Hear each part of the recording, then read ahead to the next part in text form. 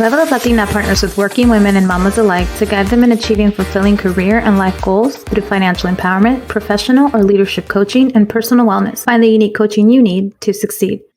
You're listening to Vero, Ceci, and Irene, and we are Level Up Latina. Welcome to another episode of the Level Up Latina podcast. This is episode 214, and today we're going to be talking about social norms in the professional setting, etiquettes that we've learned, early on in our careers and throughout, our lives and our careers, and, how the pandemic has changed things. So, ¿cómo andan? Aquí desenredándome mis greñas. I took a shower, when was it, yesterday morning, and then I didn't have time to brush out my hair. And está todo en nudo, so that's what I'm doing, but I'm really happy to be here. And I'll give you guys a heads up. I do have 4 kids that are not back in school. Two of them are just too little, but the other 2 are más grandes. So there might be a little background noise, so I apologize in advance. But welcome to mommyhood, bitches. I'm good. I don't have to brush my hair with my fingers today because I actually got it done earlier this week. So my hair is feeling much better, much softer, much more taken care of. So I would be like Little right now, running my fingers through my hair, trying, but it's having a really good week this week. It looks healthy. Yo me pinté mis canas on Monday, so aquí ando with new hair. Anyway, so yeah, we wanted to kind of talk a little bit about different aspects of social etiquettes or norms that have either been passed on from our families or we've learned on the job professionally. So I wanted to kind of get started about the professional aspect that, us as first generation, we come into corporate settings, offices, and we learn on the spot because, at least in the case of all 3 of us, we didn't have parents that worked in those settings. And so I wanted to kind of to start talking about that. I know when it comes to the office, it's proper work attire, proper conversations, and proper social settings. So I wanted to ask you ladies, what is one thing that, you learned from going in and no one told you, pero ustedes solitas se dieron cuenta, oh, this is the way this has to be. It could be, the work attire, conversations, or just proper etiquette at work. Something that comes to mind que aprendieron ustedes en el trabajo. Ay, Dios. I think for me, how to dress. I started off very corporate world. I worked at Enterprise Rent-A-Car, and their manual was very detailed and very to the point. They're like, this is a manual and we do uphold these standards. So when I started, it was medias, a suit, you had to dress professional. It was, we talk about dressing the part. They're like, you're dressing the part of a manager. So learn how to look clean, look fresh, and respectable in a sense, right? So for me, it went from wearing tennies and jeans and sweatshirts all the time to, oh my God, I have to wear heels and medias and this suit. And then your hair can't look like this, right? Your hair can't be looking all crazy. It wasn't oh, curly hair is unacceptable, but more you must look, keep that mane controlled, bien peinadas, all of that. But I think the dressing part was very different because my dad was a construction worker. My mom cleaned houses before she ended up staying home and took care of kids, right? The neighborhood kids.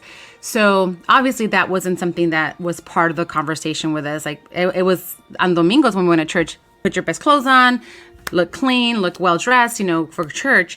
But outside of that, it was very much oh my God, I don't even know how to buy a suit. How do I know if it fits right? How do I know about all these things, right? Learning how to dress professionally for the corporate environment. I had a really good mentor at Enterprise. So I always gave her shout outs, Lakeisha. So she took me shopping after a while. She was like, okay, we're going to go get you some decent suits. You've already been working here for some time. You have some money. I'm sure you have some money set aside. Let's go get you some good suits and something that you can wear. And I'll show you how to, wear it different ways so that you don't have to buy 10 suits, So I think that was one of the main things that I learned in the corporate world. And the other part was, once I was in management, how to have the conversations with my team about dressing properly without hurting people's feelings, without beating around the bush, but very to the point, hey, if you want to be in this position, if you want to get promoted, you want to dress the part that you're aiming to be, right? So having these conversations were also, and when it came to dressing, to when it came to hygiene, when it came to behavior at work. ¿Y tú, Irene? Similar to Vettel, we had one of my first jobs was super corporate, even though it was a nonprofit. It was a big, large scale nonprofit. So it was very much a business, very much a stuffy 9 to 5 cubicle type job. We had our own offices in my department, but it was very, very regimented, and time was sort of watched like a hawk. So being timely was so important.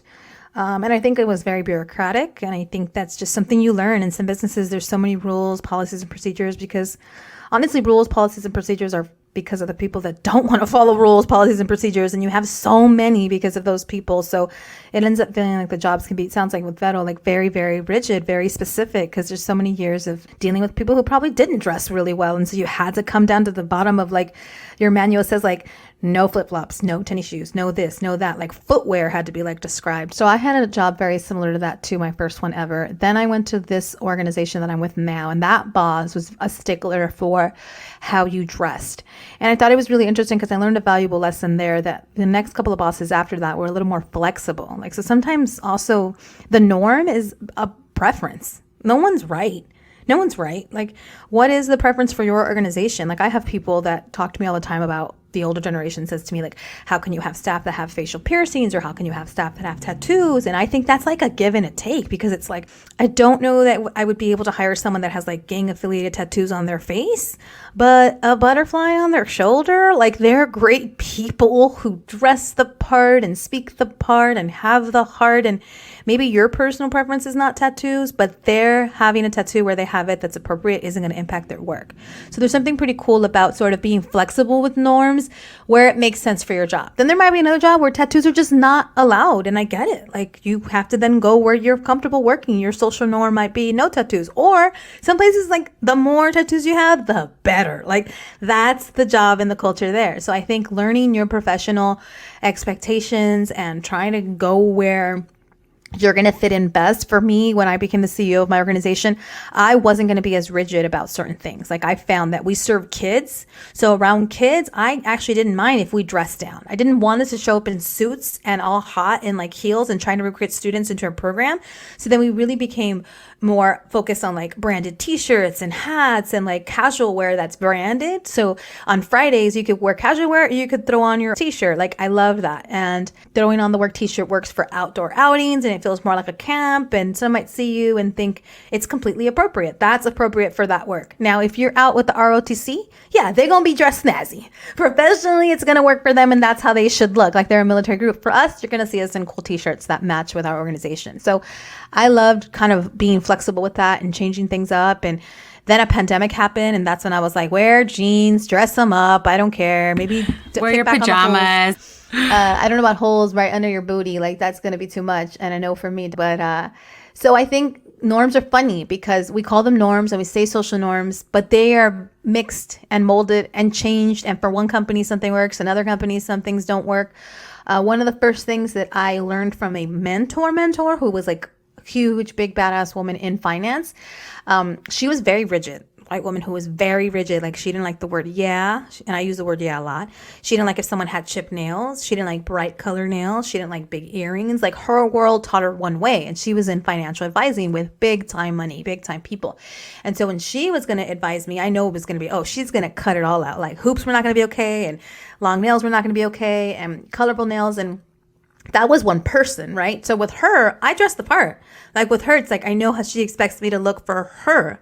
For me, if I'm in another setting where I'm going to be with parents and families and they're going to love my bright colored nails and my aretes de Mexico, like, that's going to work for me there. So just careful too, because there's certain people that are going to judge the heck out of you and have a different expectation. And it's up to you if you want to code switch professionally in how you present yourself. I don't find a problem with that. I think it makes sense. If you have to do that for certain work environments, then you have to do that. And I think you have to check your ego at the door and be careful when you want to come into jobs and change them so much. That's the last thing I'll say about that. Like, sometimes people apply for a job and then they want a different job once they have it. Like, oh, I'm sorry. Like, this wasn't the job that you can come to in gym gear every day. Like, that wasn't really in the job description, homie. Like, you don't want to put on proper clothes now. Like, you got this job and you have to sort of dress up. You know, some people try to change a culture and change the social norms, and that may work in some environments, and in others, they don't. Like, I'm sure schools aren't going to radically change.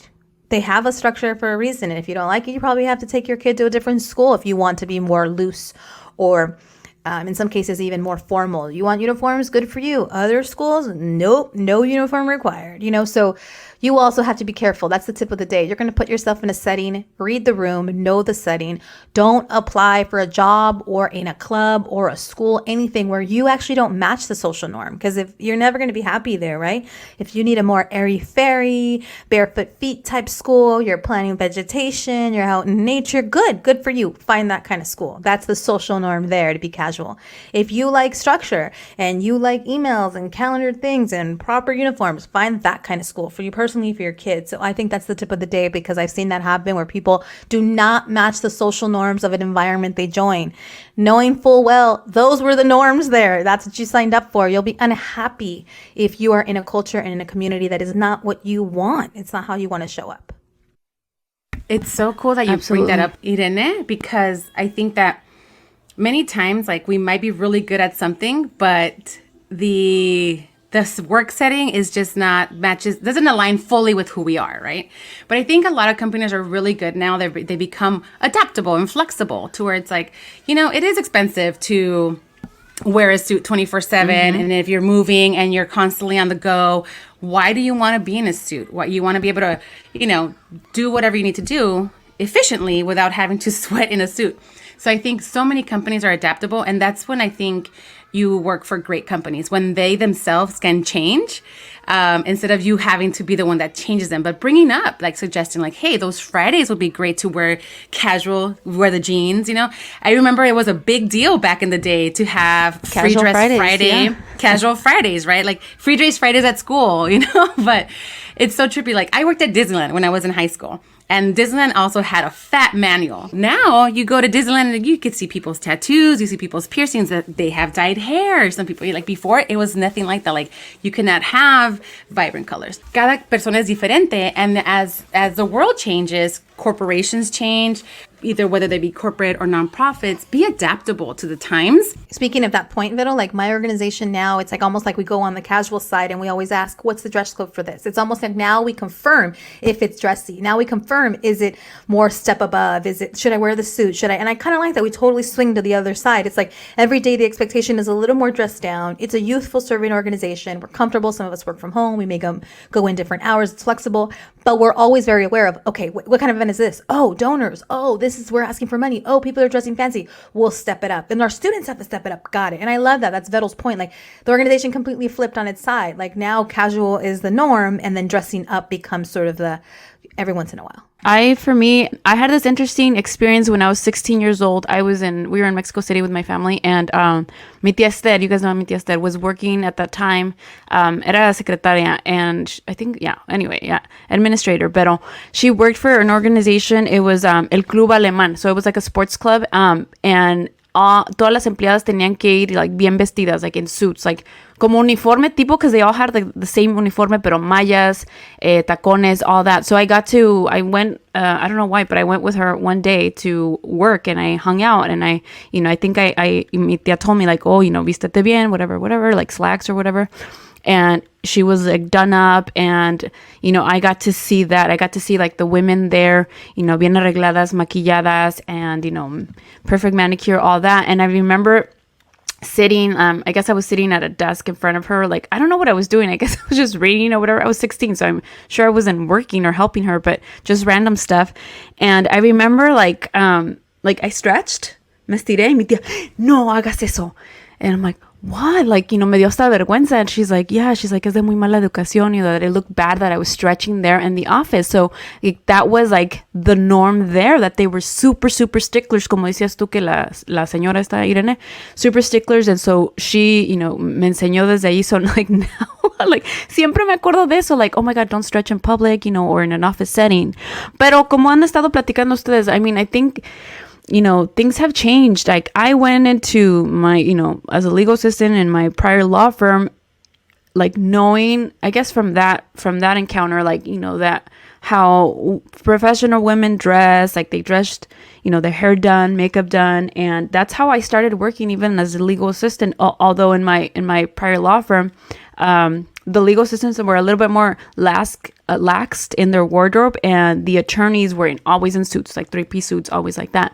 And I remember like going to a deposition in Tijuana, and I remember my boss said like, wow, like the women like dress very well, you know, like the court reporter and like, you know, all these professional women that were attended the deposition. And I told them, I'm like, I've seen this, you know, the women like dress up for work, you know, if they're working in offices, like this is the norm in Mexico. But fast forward to now where I work in a nonprofit legal aid, and it's a combination where everyone has like their own unique style. Of course, if you go to court, you wear a suit, but things like that. And I've kept it professional, but also relaxed, and I throw in my own style. Like if I want to wear a bright lipstick, I'll wear the bright lipstick, or like the hoops, I'll do that. Especially if I'm going to see a client, I like to, you know, dress it up. Since I'm on the office 3 days a week, Tuesday, Wednesday, Thursday. Thursdays, I like to have it like my casual day, since I don't have a casual Friday in the office. So I like to wear like jeans or dark color jeans and dress it up. And I try not to see clients on Thursdays, but sometimes, you know, there's walk-ins or whatever. But yeah, I think cada quien tiene su estilo. Or I'll wear on Thursdays, I'll wear like sneakers, white sneakers, and like kind of make it trendy, según yo.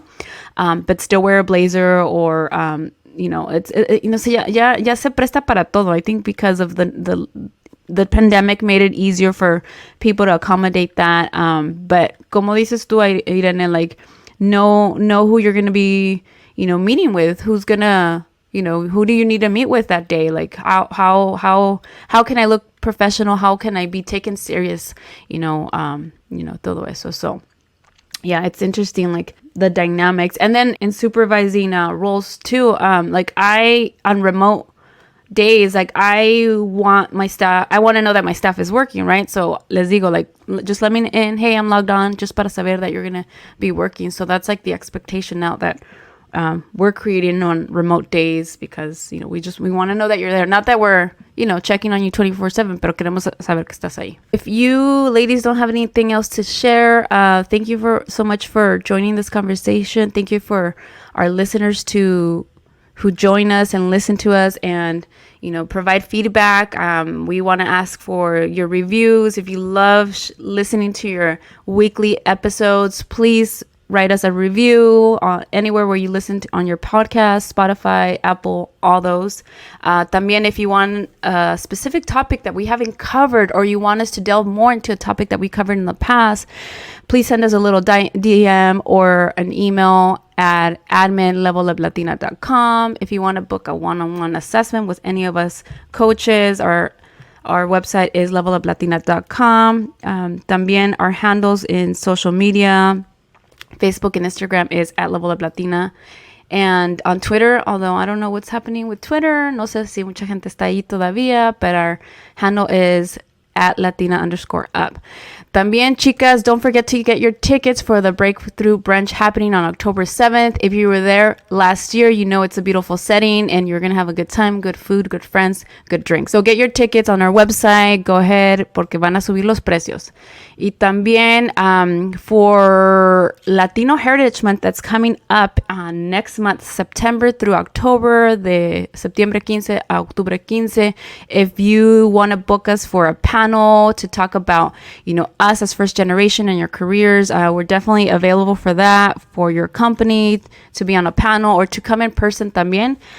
Send us un mensajito or let us know if you are interested in that. And as always, our DMs are open, our email as well. So without further ado, si no tienen nada más que decir, nos despedimos and we wrap this one up. Muchas gracias. Besos. Thank you.